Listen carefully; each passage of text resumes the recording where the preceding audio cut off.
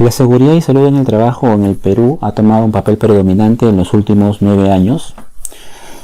La demanda de profesionales capacitadas en este área ha sido impresionante. Podría decir que ha sido exponencial la forma en la cual las organizaciones han buscado profesionales que estén técnicamente capacitados para poder gestionar la seguridad y salud de sus trabajadores. Este boom de la seguridad y salud lo tenemos desde el año 2011, dado que en este año se promulga la famosa ya Ley de Seguridad y Salud en el Trabajo, la Ley 29783, que tiene como objetivo promover una cultura de prevención de riesgos laborales.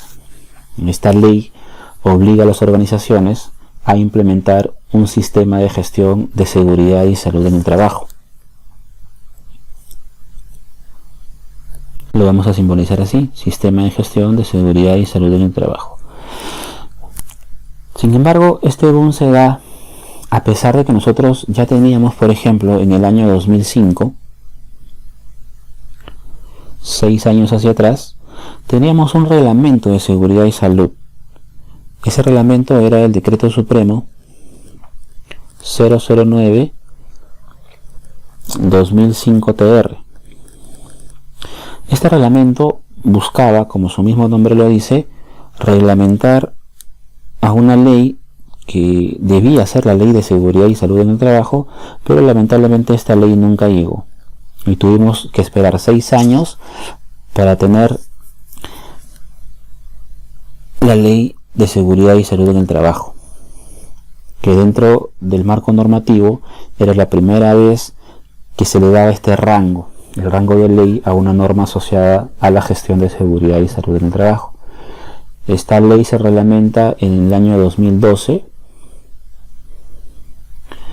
con el Decreto Supremo 005-2012-TR. Tanto la Ley de Seguridad y Salud en el Trabajo como su reglamento han tenido modificatorias en el tiempo, modificatorias que iremos comentando conforme vayamos avanzando las sesiones. Por ejemplo, la Ley de Seguridad y Salud en el Trabajo, la Ley 29783, se modificó con la Ley 3222 y su reglamento tuvo modificación automática con el Decreto Supremo 006-2014-TR. Sobre eso también ha habido algunas modificaciones más que, como les repito, iremos comentando en el transcurso de las 24 sesiones que tengamos. Esta ley obliga a que las empresas implementen un sistema de gestión de seguridad y salud en el trabajo. Sin embargo, nosotros también hemos tenido o tenemos otras normas asociadas a la seguridad y salud que también datan inclusive de años anteriores. Por ejemplo, en el año 98 se da el Decreto Supremo 003-98-SA, que es más conocido como la norma técnica del seguro complementario de trabajo de riesgo. Tenemos normas también asociadas netamente al cuidado de la salud del trabajador. En el año 2005, por ejemplo, se aprobó el Decreto Supremo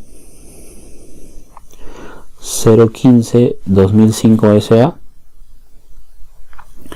que considera los valores límites permisibles, también llamados TLBs, valores límites permisibles para lo que son agentes químicos. ¿No? Cuando veamos nosotros una sesión exclusiva de lo que son agentes químicos, material particulado, partículas respirables, inhalables, gases, vapores, nieblas, entre otros, vamos a hacer directamente mención a esta norma. En el año 2008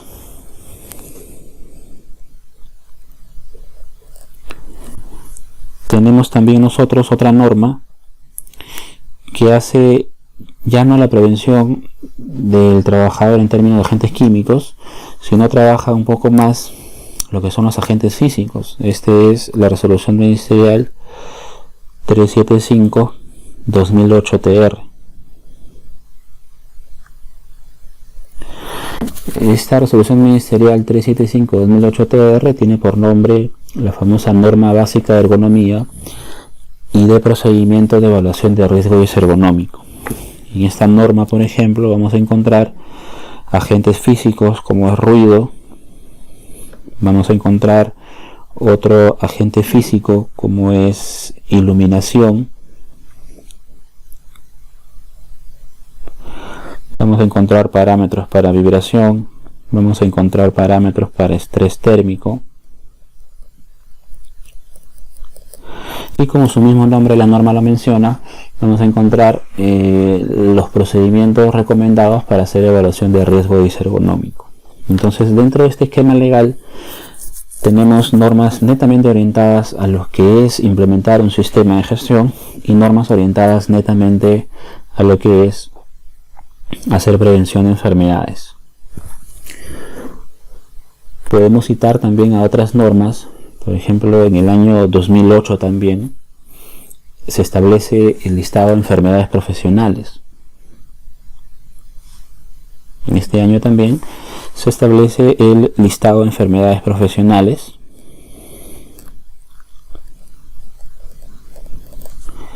Este listado de enfermedades profesionales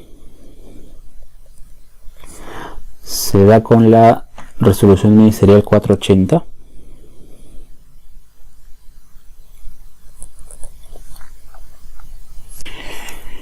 Y así hemos tenido también nosotros otras normas, ¿no? Sin embargo, el boom de la seguridad y salud, por llamarlo así, lo tenemos desde el año 2011, ¿no? Dado que el tema de seguridad y salud tiene por primera vez, como lo mencionaba, el rango de ley. Entonces, a partir de este año es que, boom, absolutamente todas las empresas se ven obligadas a implementar un sistema de gestión de seguridad y salud, y en el contexto de la implementación del sistema de gestión de seguridad y salud se introducen también todas las normas asociadas a esta, ¿no? La SSTR, agentes químicos, agentes físicos, listado de enfermedades profesionales y todas las normas que vamos a ir revisando en el transcurso de las sesiones. Esta ley de seguridad y salud en el trabajo, la ley 29783, señala que las organizaciones deben adoptar un enfoque de sistema de gestión de seguridad y salud. Entonces, tenemos que definir de forma clara qué es un sistema de gestión de seguridad y salud, porque se habla mucho de eso, ¿no? Implementemos un sistema, consultorías para un sistema de gestión, auditorías de un sistema de gestión, etcétera, etcétera. Y lamentablemente muchos inclusive trabajamos en seguridad y salud, pero no tenemos claro realmente cuál es el concepto de un sistema de gestión. Entonces vamos a definir nosotros un sistema de gestión de seguridad y salud en el trabajo de la siguiente forma. Veamos. Para poder hacer una definición clara, sencilla y lo más entendible posible, iríamos por partes. Vamos a definir nosotros qué es un sistema de gestión de seguridad y salud en el trabajo. Tendremos que definir qué es un sistema en primera instancia. Y un sistema nosotros lo vamos a definir como el conjunto de elementos de una empresa. La pregunta sería, ¿de qué elementos dispone una empresa? ¿No? ¿Cuáles son los elementos de los cuales dispone una organización? Por ejemplo, una empresa puede disponer de personas, puede disponer de maquinarias, puede disponer de procesos, puede disponer de recursos económicos, puede disponer de infraestructura, etc. La cantidad de elementos de una organización va a depender del tamaño de la organización. Hay organizaciones que son más pequeñas, hay organizaciones que son más grandes. Eso depende de la organización, ¿no? Entonces, repasando, tendríamos que un sistema es el conjunto de elementos. Por ejemplo, personas, procesos, recursos económicos, infraestructura como tal, de repente maquinarias,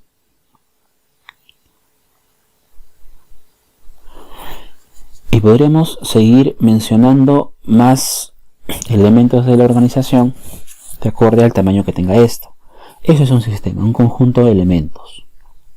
Ahora, si nos vamos a la segunda palabra que es gestión, quizás venga una de las palabras más importantes y que a veces siento de que no le toman tanta importancia. La gestión es la capacidad de administración de estos elementos. Eso significa que la organización tiene que tener capacidad de poder gestionar cada uno de estos elementos. ¿Cómo gestiona usted a las personas? ¿Cómo gestiona usted a los procesos? ¿A los recursos económicos? ¿A la infraestructura? ¿A las maquinarias? ¿O cómo usted administra a los otros elementos que tiene la organización? Que pueden ser muchos o pueden ser pocos. Entonces la gestión es la correcta administración de estos elementos.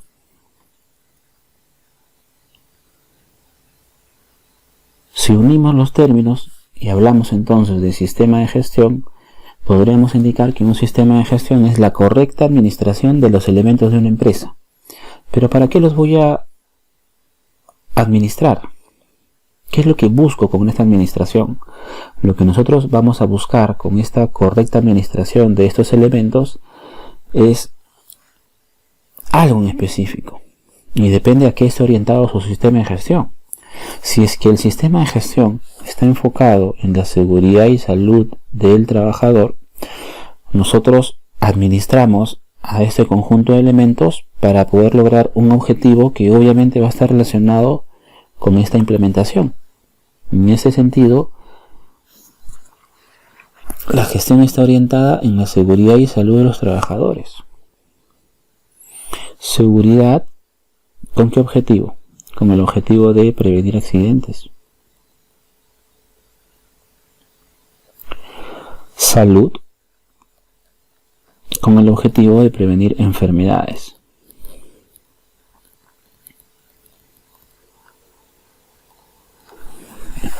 Entonces son dos los objetivos claros del sistema de gestión de seguridad y salud. El primer objetivo es evitar accidentes laborales y el segundo es evitar enfermedades asociadas al trabajo. Seguramente usted en algún momento ha visto un plan de seguridad y salud, y el plan de seguridad y salud tiene ciertos objetivos generales, ciertos objetivos específicos, pero créame que todos los objetivos generales o específicos siempre van a estar orientados a poder buscar esto.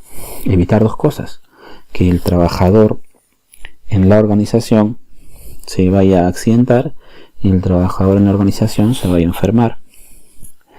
Lamentablemente, muchos profesionales que se empezaron a meter en campos de seguridad y salud solamente se formaron dentro de sus procesos de capacitación en evitar accidentes. La mayoría. Y es importante, por supuesto que es importante, porque es uno de los objetivos del sistema de gestión. Pero no es el único. El otro objetivo es el de evitar enfermedades. Y es ahí una de las grandes debilidades que tienen hoy en día los sistemas de gestión que se han implementado en el país. De que no todos los profesionales que trabajan en seguridad y salud están formados técnicamente para evitar enfermedades asociadas al trabajo. ¿Y por qué se les hace más sencillo el tema de accidentes? Porque el tema de accidentabilidad es inherente al ser humano. Usted en el campo laboral se puede dar cuenta de alguna forma cuando el trabajador, cualesquiera que fuese se vaya a accidentar. Si este trabajador en el campo laboral llegase a sufrir un accidente, para usted le va a ser sencillo darse cuenta cuando el trabajador se accidentó, ¿no? Porque si el trabajador pierde un dedo, ¿no? Obviamente es un suceso que nadie desea, pero si el trabajador llegase, supongamos, a perder un dedo, absolutamente todos van a saber que el trabajador ha perdido el dedo.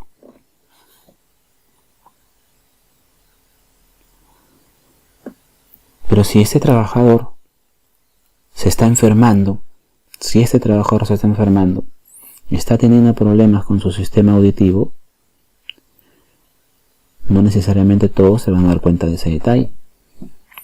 Muchas veces se dice que el tema de accidentabilidad es inherente al ser humano, porque uno se puede dar cuenta cuando el trabajador Se puede golpear, se puede chancar, se puede caer. Pero el tema de salud es un tema que avanza en silencio. Es un tema silencioso. El trabajador puede quedar enfermo del sistema auditivo en 5, 8, 10 años. Y es un tema bastante delicado, porque el tema de enfermedades no se ven. Y cuando se manifiestan, ya el trabajador ha sufrido un deterioro de la salud. Entonces, nunca olvidemos que el sistema de gestión de seguridad y salud en el trabajo siempre tiene dos orientaciones. Y las orientaciones son los objetivos claros, orientados a evitar accidentes y evitar enfermedades. Nunca diseñe usted un sistema de gestión solamente para evitar accidentes. Si usted hace un sistema de gestión para evitar accidentes, es bueno, pero no está trabajando todo de forma completa. Tiene que hacer usted un sistema de gestión tanto para accidentes como enfermedades. Muchos dicen, no, el tema de enfermedades lo ve mi médico. Es mentira. El médico ocupacional en el Perú no está formado para poder hacer prevención técnica de enfermedades. Y hoy día que vamos a trabajar el tema de ruido ocupacional, usted se va a dar cuenta. Para un ingeniero a veces se le suele complicado analizar ciertos datos de ruido, a pesar que es física pura. Imagínense lo complicado que le puede ser a un médico ocupacional.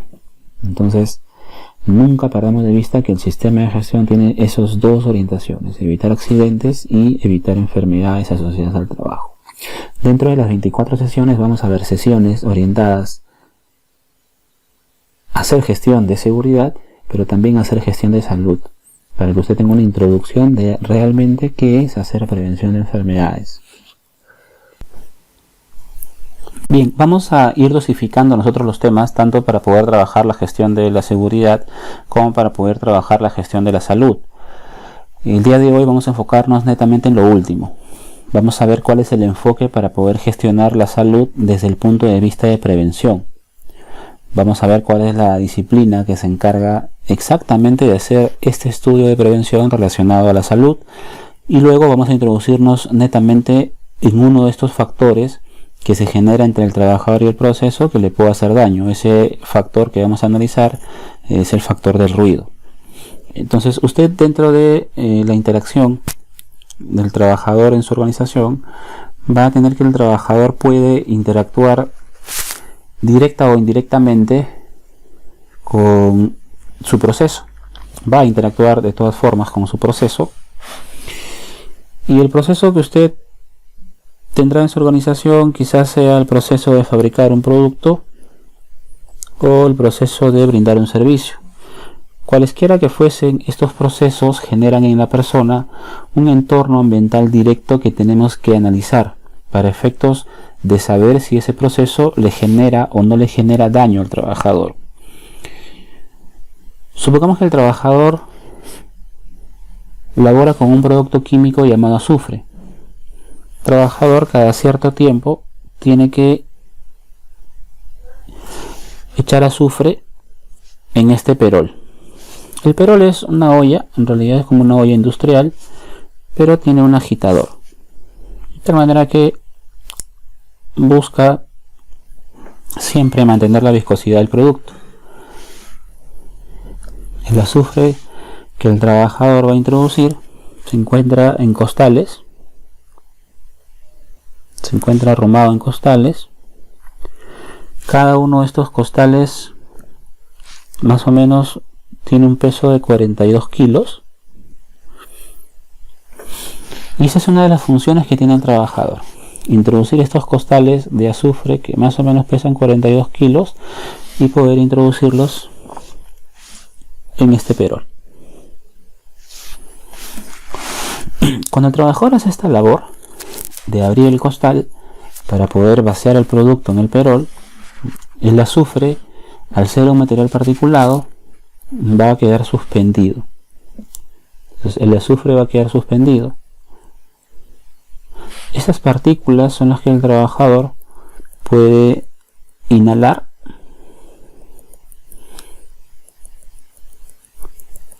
durante el proceso. La pregunta será: ¿esas partículas que el trabajador inhala en el proceso le generan daño o no le generan daño? y si le generaran daño, en qué medidas realmente esas partículas le generan daño. Exactamente de eso se encarga la higiene ocupacional. La higiene ocupacional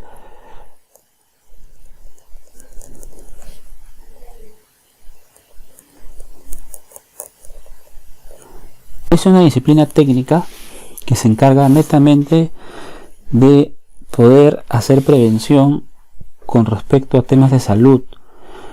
Lo que estudiamos en higiene es exactamente este entorno ambiental directo que se genera en el trabajador para efectos de que estos factores que genera el proceso no generen en el trabajador un deterioro de su salud.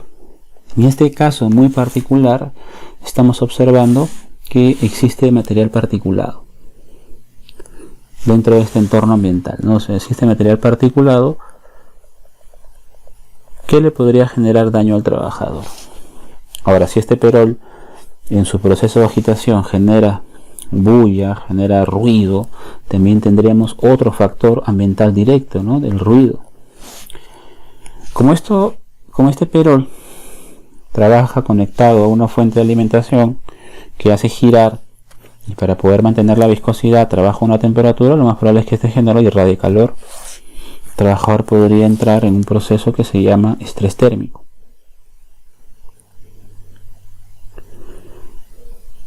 Como producto de la exposición a la fuente de calor. Si el trabajador quizás tiene un jefe que le exige mayor producción y le exige mayor producción al trabajador, podría verse expuesto también a diferentes factores de riesgo psicosocial.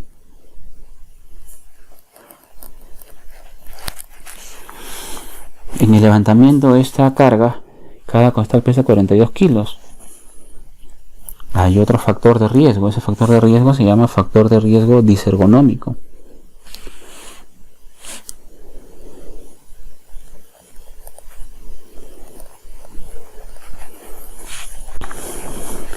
Entonces, solo en este ejemplo podemos observar de que existen diferentes elementos que se han generado en el entorno del trabajador que podrían hacerle daño, si es que nosotros no nos encargamos de poder gestionarlos. Entonces, la higiene ocupacional como tal se encarga de la gestión de estos agentes, con la única finalidad de evitar que estos agentes generen daño al trabajador. Eso significa evitar enfermedades. ¿Son los únicos agentes? No, bueno, son los agentes que podemos identificar en este proceso, pero también se puede dar el agente de vibración, por ejemplo. Se puede dar el agente de radiaciones, el agente de vibración. Por defecto, casi todos los puestos de trabajo también están expuestos al agente de iluminación, y lo más probable es que este no sea la excepción. Entonces también tendremos acá el agente de iluminación. Entonces todos estos agentes son los que pueden observarse en el campo laboral, y que tenemos que tener las herramientas técnicas para poder controlarlos y evitar que el trabajador vaya a enfermar como consecuencia de la exposición a uno de estos. De eso se encarga específicamente la higiene ocupacional. Hemos nosotros ya identificado en el ejemplo anterior cuáles son los agentes que le pueden generar daño a la persona. Sin embargo, no podemos garantizar que alguno de ellos realmente le esté haciendo daño. ¿Por qué no podemos garantizar que le esté haciendo daño? Porque no sabemos la dosis del agente. No sabemos qué tan contaminante es el agente, ya sea si es material particulado o si es ruido. Solo sabemos que existe, mas no sabemos si el ruido es alto, el bajo. No sabemos. Entonces, para poder trabajar la gestión de la salud de una forma ordenada, se recomiendan 3 fases básicas. La primera fase, por ejemplo, es la fase de la identificación. El proceso de identificación, como su mismo nombre lo dice, es un proceso netamente de observación. Es un proceso de percepción, o quizás si es que es un agente más complicado podría ser un proceso de análisis. ¿Cómo usted sabe que el trabajador está expuesto al ruido? No necesita usted medirlo, simplemente es la percepción de poder tener la sensación de que hay un ruido incómodo o un ruido molesto. ¿Cómo usted percibe que el trabajador está expuesto a iluminación? Es simplemente un proceso de observación. Ahora, si bien es cierto, hemos identificado, todavía no sabemos si es que esos agentes hacen daño o no. En esta etapa no nos va a interesar, en esta etapa solamente necesitamos identificar cuáles están presentes. Si hace daño o no, eso lo veremos en la siguiente etapa. Entonces el proceso de identificación es un proceso que puede ser guiado por la observación, puede ser guiado por la percepción, o si es que el agente es más complicado, de repente un proceso de análisis podría ayudarnos en ese proceso de identificación. Después de identificar al agente, ahora sí nos va a interesar saber si es que ese agente hace daño o no. ¿Cuál es la cantidad de ese agente? ¿Qué tanto material particulado había? ¿Qué tanto ruido existe? Y si existe una cantidad determinada de material particulado, ¿hace daño o no hace daño? Y si existe un ruido considerable que lo haya podido medir, la pregunta es, ¿hace daño o no hace daño? Entonces el otro proceso ya es el proceso de estudio de la gente. El proceso de estudio de la gente es el famoso proceso de evaluación. Este proceso es un poco más complejo, porque en este proceso sí analizo. Entonces, si yo quiero analizar la dosis de la gente, en este caso enfoquémonos ya como introducción al tema, el agente ruido. Nosotros sabemos que el perol en su agitación presenta ruido. La pregunta sería, ¿ese ruido que presenta hace daño a la persona o no hace daño a la persona? Quizás nadie pueda responder. ¿Por qué? Porque no sabemos cuánto ruido hay. Solo sabemos que existe el agente, mas no sabemos cuánto es la cantidad de ruido que existe. No sabemos. Entonces, para ver si es que la gente le hace daño, la primera instancia es justamente eso, poder medirlo. Entonces, dentro de la evaluación vamos a manejar ciertas etapas también. La primera etapa es tener un equipo para medirlo. Y para medir ruido, Isaac, usted va a tener dos formas de medir ruido a través de dos instrumentos como son el sonómetro y el dosímetro.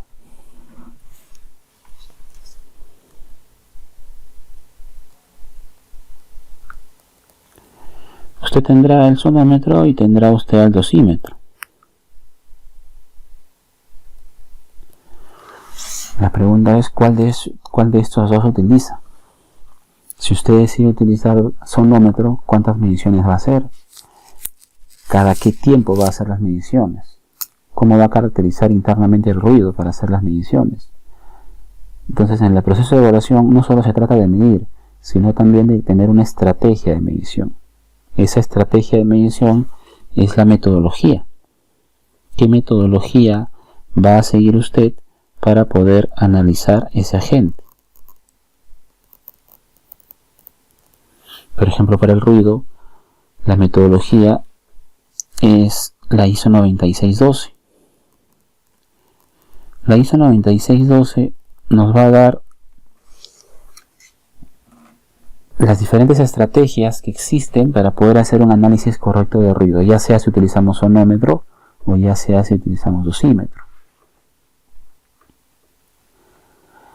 Entonces, cuando usted hace esta primera etapa de realizar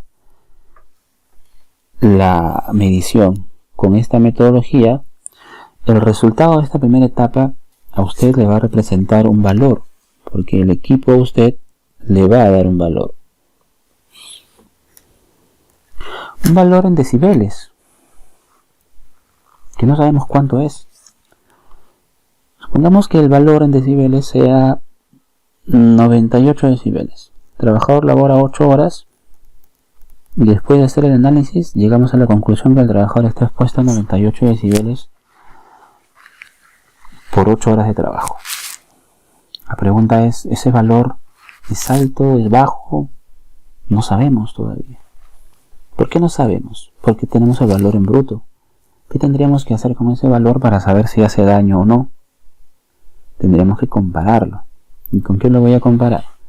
Lo voy a comparar con un estándar. El estándar me va a poder permitir saber si es que ese valor realmente le está haciendo o no le está haciendo daño al trabajador. Entonces pasamos a la otra subetapa del proceso de evaluación. Esa subetapa del proceso de evaluación es poder compararlo con una norma o con un estándar. Habíamos comentado nosotros dentro del marco legal para hacer la prevención de enfermedades que existe una norma referencia a salud. Esa norma es la resolución ministerial 375/2008 TR. Esa resolución ministerial 375/2008 TR nos establece que el trabajador puede estar expuesto a 85 decibeles para un tiempo de 8 horas. No se preocupe que ahora que hagamos el tema del ruido vamos a trabajar mucho más estas terminologías, pero simplemente por un proceso de observación podemos nosotros ver que aquello que se ha medido, que nos resultó 98 decibeles, es mucho mayor a 85 decibeles. A este valor que nosotros medimos, que es la exposición promedio del trabajador versus el agente, nosotros lo conocemos como la media ponderada en el tiempo, también llamado PWA. Y este valor que nos representa lo máximo al cual puede estar expuesto el trabajador de acuerdo a la norma se le conoce como el famoso TLB o valor límite tolerable. Entonces, de acuerdo a lo que nosotros estamos viendo aquí, tenemos lo siguiente. Tenemos que el TWA, que es la exposición del trabajador, está por encima de lo que establece el TLB. Entonces acá tiene usted al TWA y acá usted tiene al TLB. ¿Será correcto esto? Obviamente que no. ¿Por qué? Porque la exposición del trabajador nunca puede ser mayor al TLB. Entonces, ¿qué debemos hacer nosotros? Bajar el TLB a un valor inferior al TLB. Bajar, el TWA a un valor menor al TLB. Entonces, esa proyección la tenemos que hacer mediante otra etapa. ¿Cómo hacemos que el TWA esté por debajo del TLB? Pasemos a otra etapa de la evaluación que le vamos a llamar control. El control es la etapa en la cual nosotros podemos analizar los resultados. En base a estos resultados y este panorama tan complicado que tenemos, en el cual el TWA está por encima del TLB, podemos aplicar algún control. Ahora, los controles en higiene tienen que guiarse en base a algo que nosotros le llamamos jerarquía de controles. La jerarquía de controles es algo que está recomendado en la ley 29783. También lo tenemos recomendado en la ISO 45001 y lo teníamos recomendado en el estándar internacional anterior a la ISO 45001 OSA 18001. Esta jerarquía de controles establece que si usted tiene al trabajador, en este caso, acá vamos a poner por acá que el trabajador en esta etapa está expuesto al perol, y el perol en el proceso de agitación es el que produce el ruido. La jerarquía de controles está orientado a poder controlar ese agente que le puede hacer daño al trabajador, pero nunca el control tiene que estar con el trabajador. O sea, nunca usted debe diseñar su control de tal manera que le dé la responsabilidad al trabajador, porque si usted gestiona un sistema de gestión y le da la responsabilidad al trabajador, usted solo va a depender de él. Es el control menos efectivo el de poder depender del trabajador. Habrán trabajadores que por diferentes causas, un tema de cultura, un tema de formas de trabajo, use o no use la protección auditiva. Entonces, imagínese que usted le está depositando al trabajador la responsabilidad de todo su sistema de prevención. Entonces, eso no puede ser posible. Entonces, la jerarquía de controles establece 3 etapas básicas para poder nosotros gestionar correctamente la prevención de enfermedades. No debemos controlar en primera instancia al trabajador, sino debemos controlar en primera instancia la fuente que está generando el ruido. ¿Cuál es la fuente que me está generando el ruido? Me está generando el ruido el perol. Entonces, este perol debe ser mi primera opción para poder controlar a la gente. Se llama control en la fuente. Si no puedo hacer control en la fuente, por X razones, podría hacer un control distinto, pero todavía no llenan al trabajador. Podría ser un control en el cual esté orientado a controlar el medio de transmisión. En este caso podría ser un control que esté orientado de repente a controlar ese medio de transmisión del sonido que es el aire.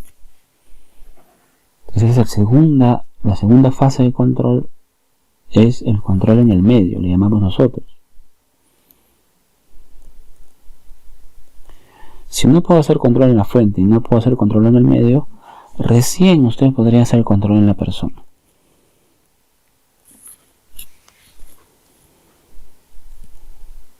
Pero trate siempre de que su orientación del sistema de gestión esté enfocada en esta jerarquía, ¿no? Fuente, medio, persona. Lo ideal será controlar en la fuente. Si no puedo hacer control en la fuente, podrá hacer un control en el medio, o quizás, y ya en última instancia, el control en la persona, que quizás se traduzca en que el trabajador tenga que utilizar un equipo de protección personal.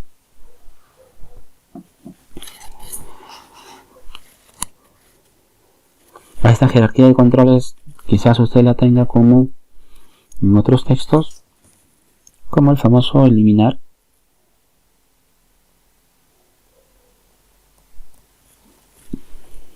sustituir, establecer algún control de ingeniería,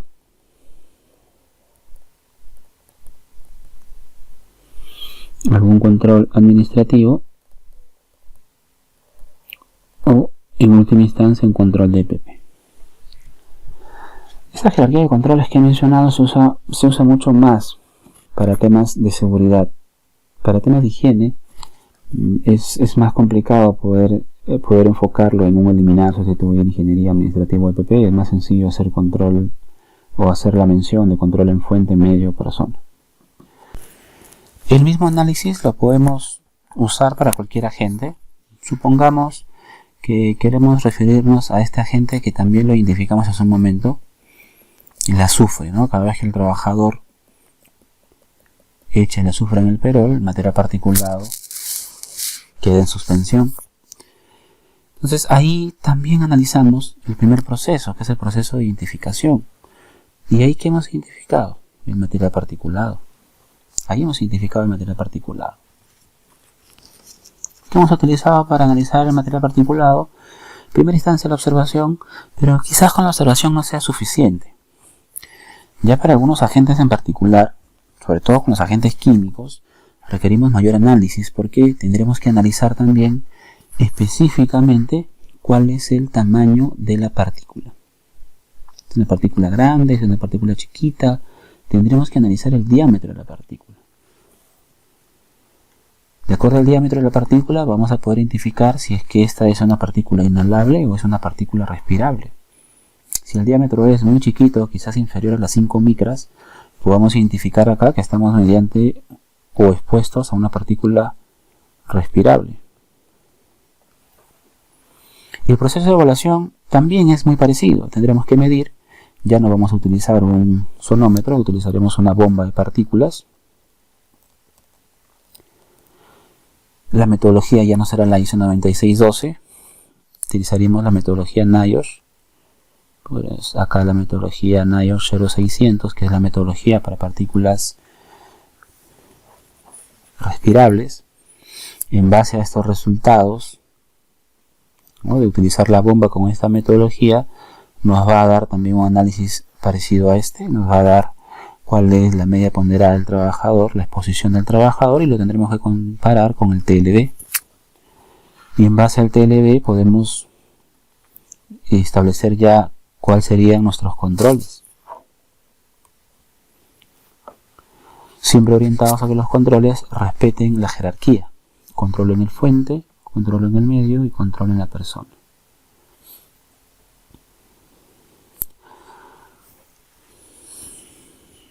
Entonces, cada uno de los agentes tiene características diferentes, desde el comportamiento, desde el análisis y obviamente también desde la medición.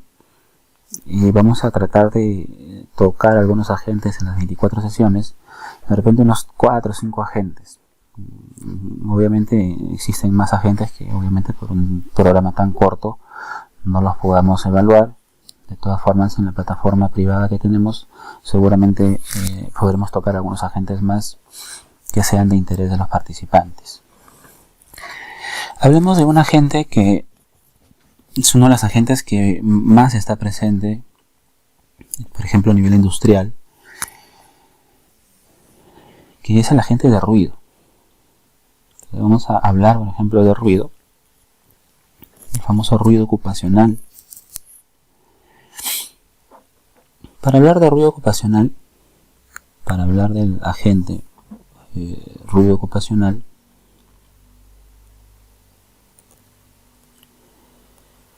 tendríamos en primera instancia que definir qué es el ruido.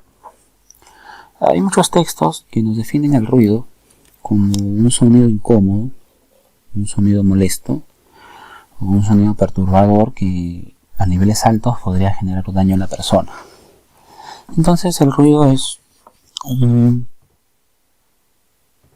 tipo de sonido. Analicemos entonces cómo se da el fenómeno del sonido. Veamos. Si tenemos dos puntos, por ejemplo un punto A y un punto B, para que exista transmisión del sonido debe haber un medio, dado que el sonido en el vacío no se puede propagar.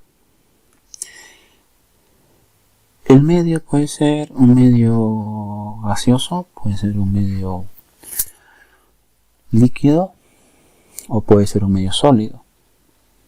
Cuando el medio es gaseoso, quizás estemos hablando del aire. Nosotros sabemos que en el aire existen diferentes moléculas que están en el aire, en el medio gaseoso.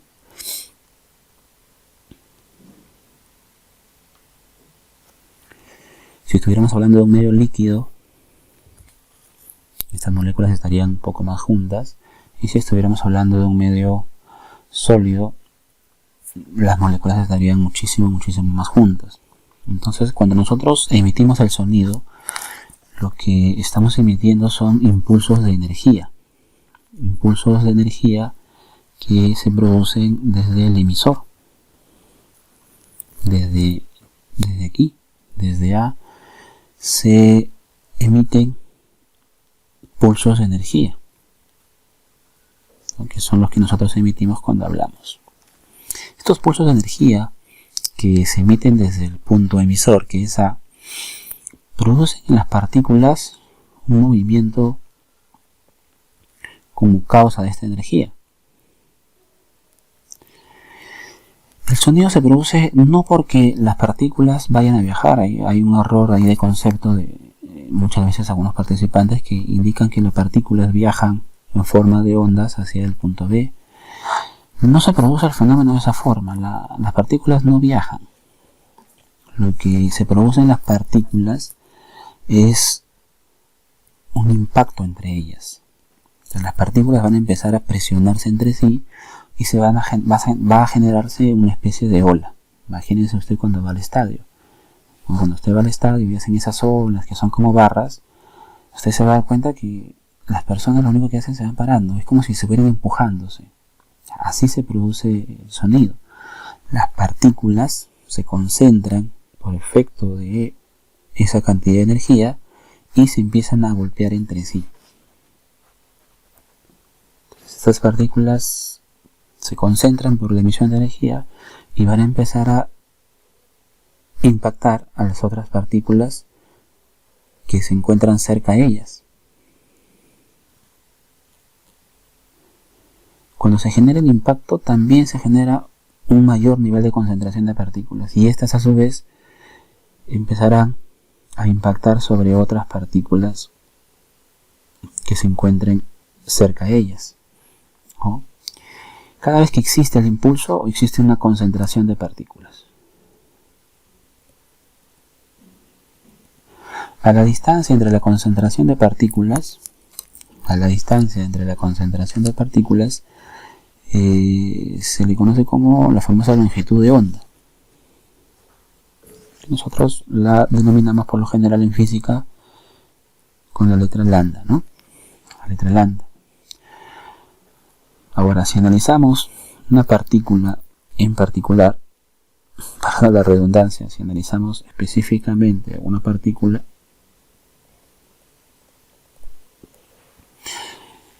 representativa de este conjunto de partículas, se genera en la partícula un movimiento oscilatorio. Y este movimiento oscilatorio, debido a las leyes físicas, lo que genera en la partícula es este movimiento. ¿No? Por el impulso de energía, la partícula tiende a moverse a la derecha, impacta con las partículas subsiguientes y hace el efecto oscilatorio. A la cantidad de oscilaciones que hace la partícula por unidad de segundo se le conoce como frecuencia.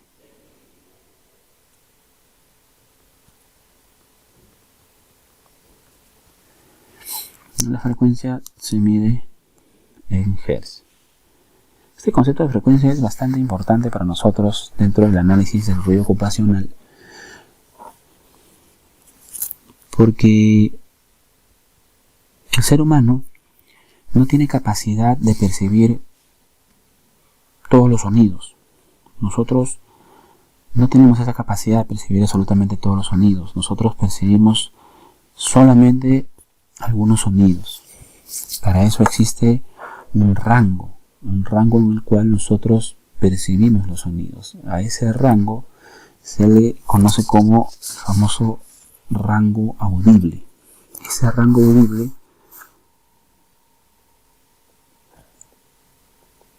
se encuentra entre dos límites, ¿no? El límite de los 20 Hz y el límite de los 20.000 Hz. Ese es el rango en el cual el ser humano tiene capacidad de poder percibir los sonidos. Entonces, si quisiéramos representar esto, tendríamos algo así. El rango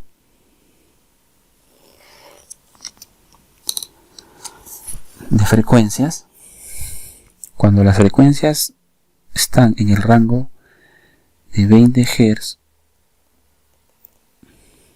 a 20.000 Hz,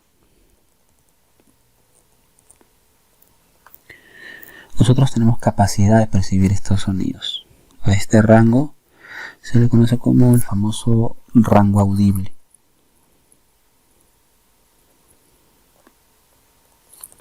Por encima de este rango, no tenemos capacidad de poder percibir los sonidos. A este rango mayor a los 20.000 Hz se le conoce como el famoso ultrasonido.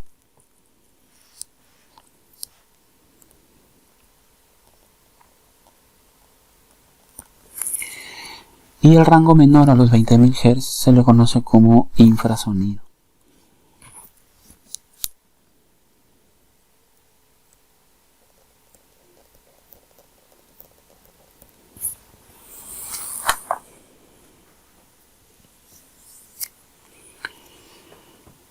Hay algunos animales, por ejemplo, que escuchan por encima de los 20.000 Hz.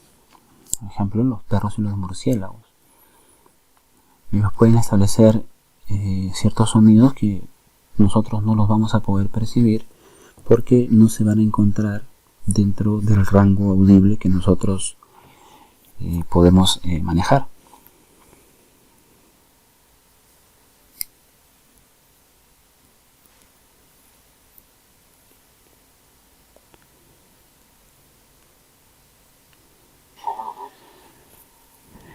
Bien, este rango audible lo podemos graficar de esta forma.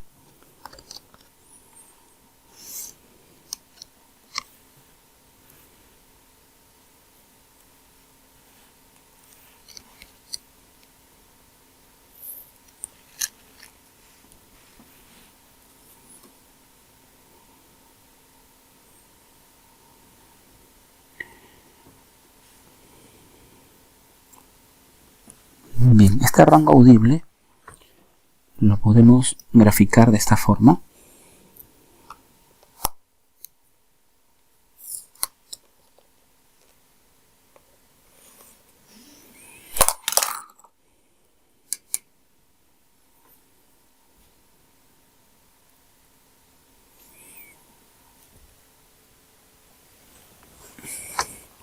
Bien, este rango audible lo podemos graficar de esta forma.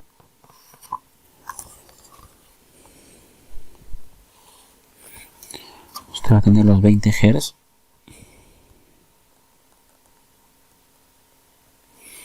Y va a tener acá los 20.000 Hz. 20 por 10 a la 3 Hz. Entonces usted va a poder oír en este rango. Y conforme usted vaya acercándose al otro rango va a perder capacidad de audición. Conforme la persona tenga cada vez mayor edad,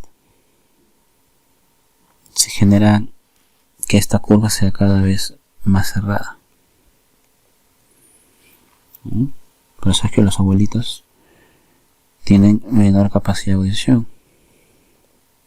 Se le llama presbiacusia. La presbiacusia es la pérdida progresiva de la audición por efectos netamente naturales, a diferencia de la hipoacusia. La hipoacusia es la pérdida progresiva de la audición por efectos del ruido al cual se ha estado expuesto. Bien, vamos a analizar un poco más las partículas. Pensaba hablar un poco más rápido sobre el concepto de decibel, pero hay preguntas ya de alumnos que están matriculados en estas salas privadas. Pero considero que hay una pregunta interesante que no solo debe tratarse en esas salas, sino también a modo general. Y eso me ha hecho un poquito analizar cómo vamos a introducir este concepto. Fíjese usted aquí. Nosotros hemos mencionado que el sonido se transmite a través de la presión que se genera entre las partículas. Cuando el punto emisora emite el impulso de energía, se produce en principio y de forma inmediata una acumulación de partículas. Esta acumulación de partículas empieza a vibrar y en ese movimiento de vibración transmite la energía hacia otro grupo de partículas que inmediatamente también se van a agrupar, y esta a su vez transmite la energía a otro grupo de partículas, generándose una transmisión de energía desde el punto A hasta el punto B por efecto del impacto entre las partículas, produciéndose esas famosas ondas sonoras. A través de esas ondas sonoras vamos nosotros a definir qué es la intensidad sonora. Fíjese usted aquí. Estas clases, algunas clases cuando necesitan análisis, considero yo que es mejor trabajarlas de esta forma y no trabajarlas mediante un PowerPoint. Pero es un criterio muy personal. Si alguno de ustedes tuviese alguna opción o una sugerencia, también bienvenido sea. Fíjese usted aquí. Estas ondas que acabamos de conversar,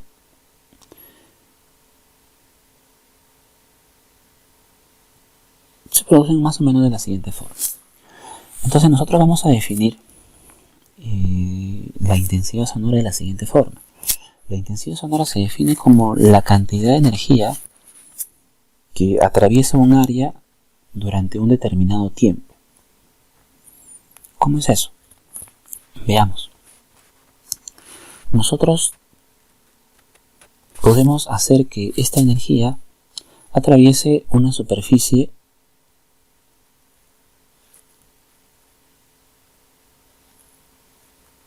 A en un determinado tiempo. Entonces se define la intensidad sonora como la energía que atraviesa esta área en un determinado tiempo. La intensidad sonora, entonces, se calcula así. La intensidad sonora es la energía que atraviesa el área en una unidad de tiempo.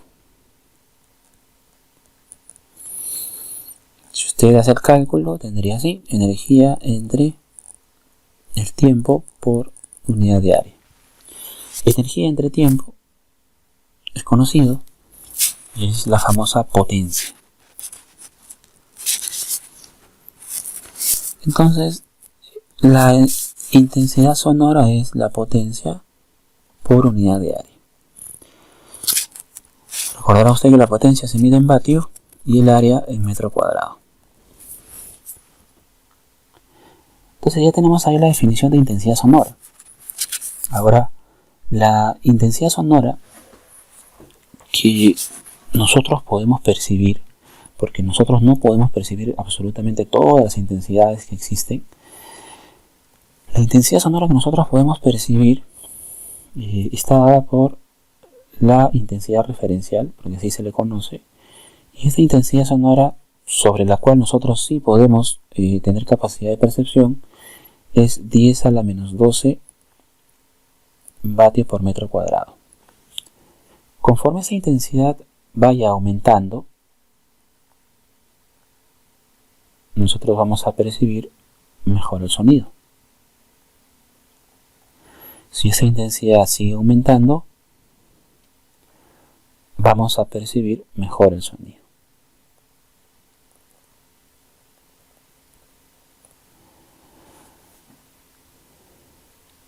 Entonces, si esa es la intensidad mínima que nosotros percibimos, habrá una intensidad máxima, y bueno, más que máxima, existen intensidades sobre la cual ya se genera cierta perturbación en el sistema auditivo, o sea, ya podemos generar daño, ¿no?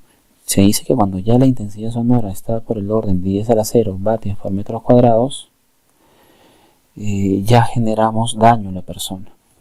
Ahora, si usted ve, las escalas son bastante complicadas de poder manejar.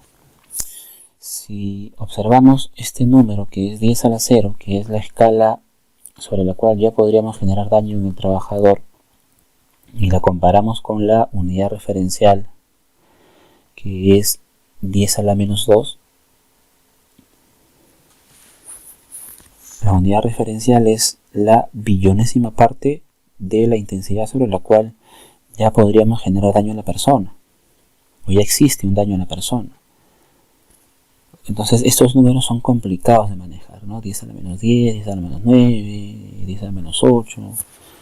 Imagínense nada más que 10 a la menos 12 es 0.00000 con 12 ceros. Entonces las matemáticas siempre nos han ayudado a poder manejar mejor estas cuestiones. Para eso se define una forma de poder trabajar con escalas decimales. Recuerde usted, de repente usted sí recuerda su matemática básica, ¿no? Cuando usted tiene problemas para trabajar con exponentes, recurre a esto, recurre al famoso logaritmo. Entonces, para poder trabajar de forma más armónica, ya no hablamos de intensidad sonora, porque acá estamos hablando de intensidad sonora, sino vamos a hablar ahora del nivel de intensidad sonora. El nivel de intensidad sonora es la forma más amigable de trabajar la intensidad sonora. Estamos hablando en términos un poquito más sencillos. La intensidad sonora en el libro de física usted lo va a encontrar con la letra beta y se define de la siguiente forma. El nivel de intensidad sonora es igual a 10 veces el logaritmo de la intensidad sonora comparada con la intensidad sonora referencial. Recordemos que la intensidad sonora referencial es 10 a la menos 12 vatios por metro cuadrado. A ese nivel de intensidad sonora, en esta definición, se le conoce como el famoso decibel. Recién aquí nosotros ya hablamos de esta unidad de medida que usted seguramente ha escuchado, ¿no? El decibel. Entonces, la intensidad sonora no se mide en decibeles, la intensidad sonora se mide en vatios por metro cuadrado.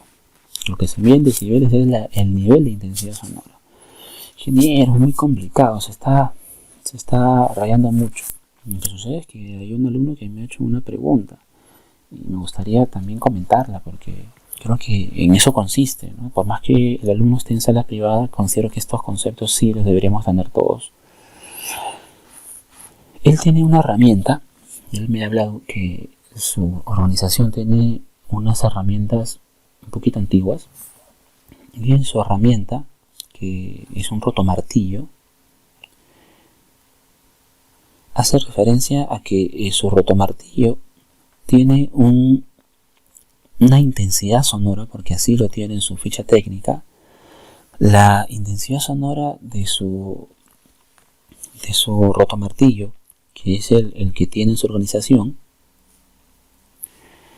es 1.03 por 10 a la menos 3 vatios por metro cuadrado. Y el joven se está rayando porque piensa que la intensidad sonora se mide en decibeles, pero cuando ve la unidad de medida es vatios por metro cuadrado. Y es porque la intensidad sonora no se mide en decibeles, es correcto, la intensidad sonora se mide en vatios por metro cuadrado. Entonces, lo que se le está recomendando a él es que tiene que calcular el nivel de intensidad sonora. Entonces, el nivel de intensidad sonora se calcula como 10 veces el logaritmo de la intensidad sonora que desea analizar sobre la intensidad sonora de referencia. Cuando usted reemplaza, va a tener así: 10 veces el logaritmo de. Su valor es un poquito más decimal, 1.03. Yo solamente voy a colocar 1 para efectos solo del ejercicio. Esto lo voy a aproximar a 10 al cubo. Perdón, 10 al menos 3. Lo ideal es trabajar con todos sus decimales. Pero para efectos prácticos voy a colocar solamente el valor de 10 a la menos 3. Para que usted vea qué es lo que sucede. Entonces, si coloco acá 10 a la menos 3, entre 10 a la menos 12, que es la unidad referencial, y el nivel de intensidad sonora es 10 veces el logaritmo. 10 a la menos 3 entre 10 a la menos 12 es 10 a la 9. ¿No? El 9 baja a multiplicar por una propiedad del logaritmo. Por lo tanto, su herramienta tiene un nivel de intensidad sonora de 90 decibeles.